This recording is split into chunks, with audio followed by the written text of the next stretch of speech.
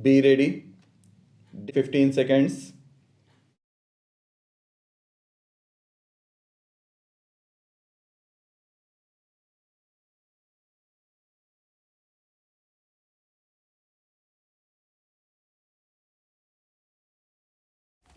If we travel all over India, we see an enormous variety of population in various degrees of development. We see many cultural, political, social, and economic disparities. We want to put an end to these disparities and inequalities. But remember, there is a limit to the amount of compulsion that we can exercise apart from the desirability of compulsion.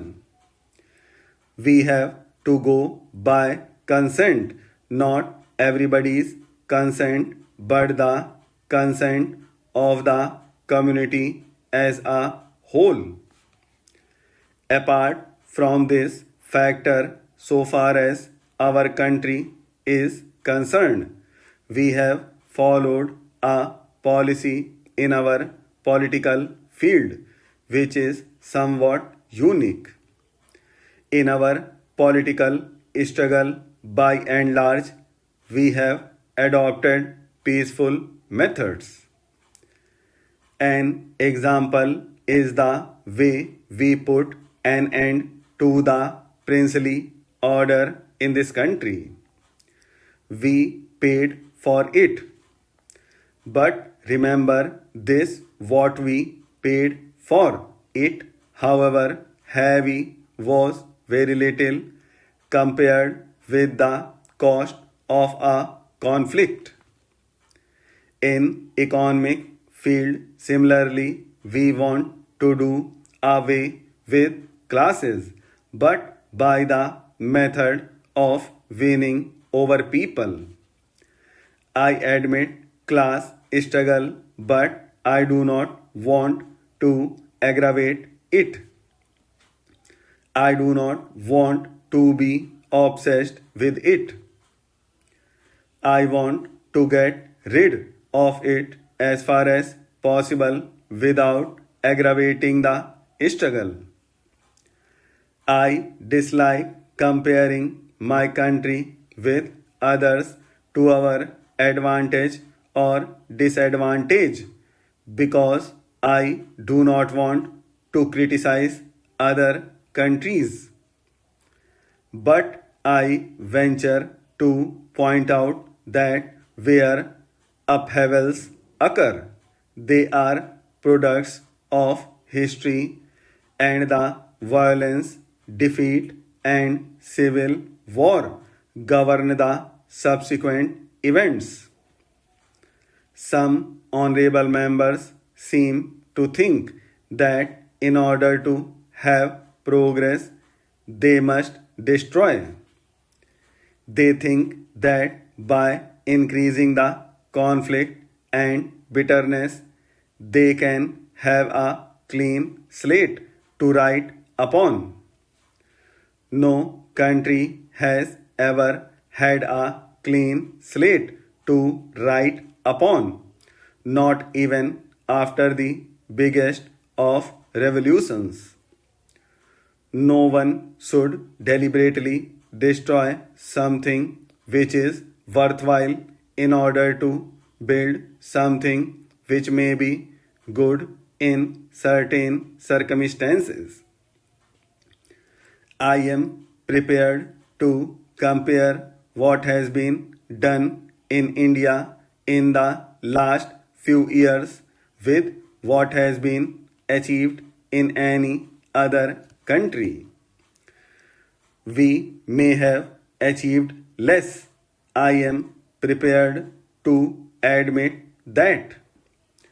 But we must take into account the peaceful and cooperative methods of our approach.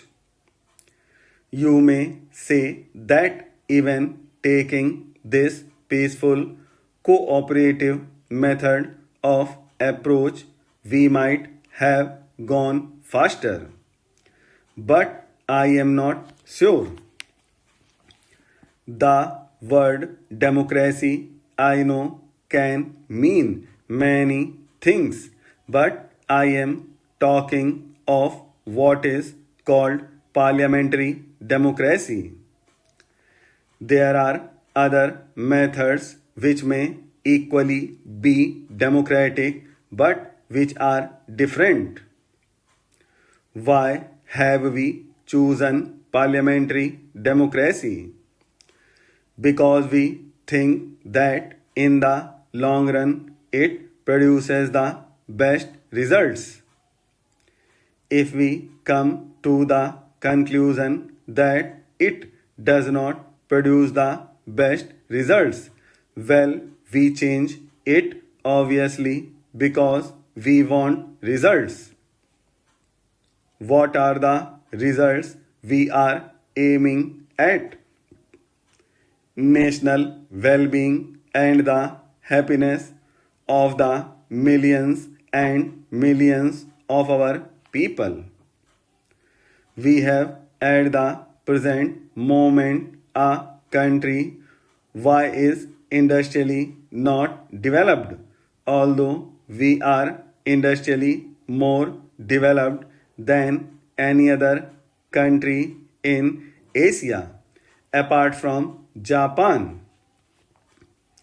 I am not at the moment taking into consideration the Soviet regions of Asia.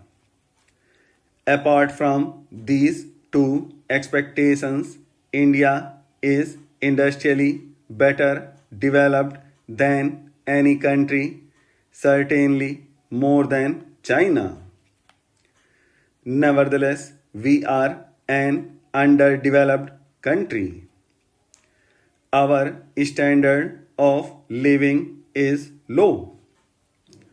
We have got to raise that, and in raising that, we have got to find employment for all our people. What are our objectives?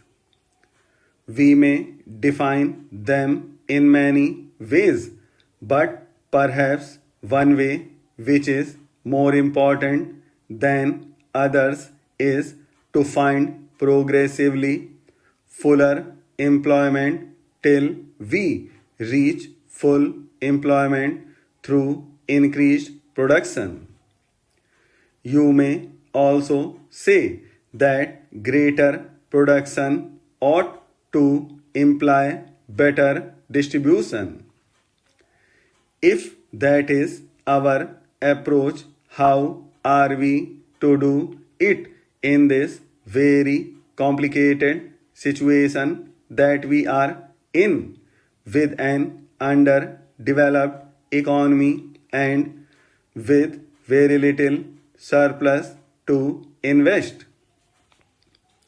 We cannot compare our problems with those of the industrialized West because they have had centuries or at any rate generations of growth. We cannot compare ourselves with Soviet Russia. The only country which in a sense is comparable is China, which also has a vast population, unemployment, very low standards, and underdevelopment of industries. Therefore, it is conceivable that as they achieve progress according to their ways, we may be able to learn something from them. But China has passed through 40 years of civil war and international war. We had fortunately a peaceful transfer of power in this country with a running machine. A running machine has its advantages and disadvantages. I prefer the advantages. The disadvantage may be that you are tied up with certain processes which take time to change. Advantages are obvious that you do not destroy and start from scratch. We started at a higher level, as I said, compared to most countries in Asia. This has led to stability, political, economic, and social, which shall help growth.